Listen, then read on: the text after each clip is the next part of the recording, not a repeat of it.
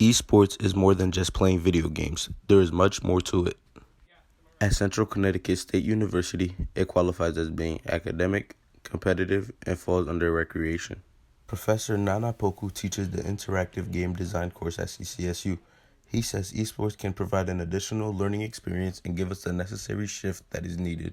So for example, you can tie this course, the esports part of it, into a larger scope about what's going on in the country.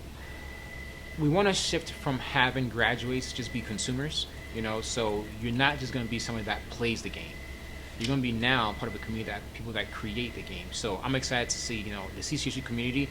We just don't play video games, but we actually help to produce these games, and these games are, now on Activision, Blizzard. They're in iOS, they're in the Google Play Store. So I think, I'm very, excited about it. Nicholas Streifel is the technical support assistant for the Student Center and is the supervisor for the Esports Lounge.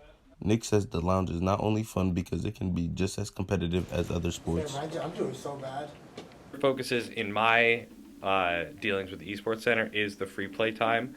So that's what we're staffing for. So anybody who is a registered student, faculty member, has a blue chip, could come in, swipe in, and just play any of the games that we have at any time that we're open. So it acts as just a normal game room in that respect.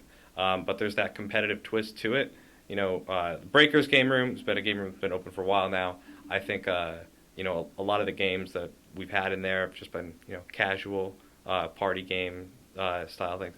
I think the Esports Center is more focused on that competitive mindset and growing those competitive communities. And then also we have our intercollegiate teams that the School of Education and Professional Studies has been working on. They actually just recently hired a coach who is going to be coaching them. We're going to be booking the room and clearing students out just so they can practice and train for their tournaments. So in addition to just being a normal game room, we also have that competitive side to it. The future of esports in CCSU is very bright. Look what George Claffey, the Chief Information Officer, says about it. There's always a future plan, right? So I don't know how much of that I can talk about right now.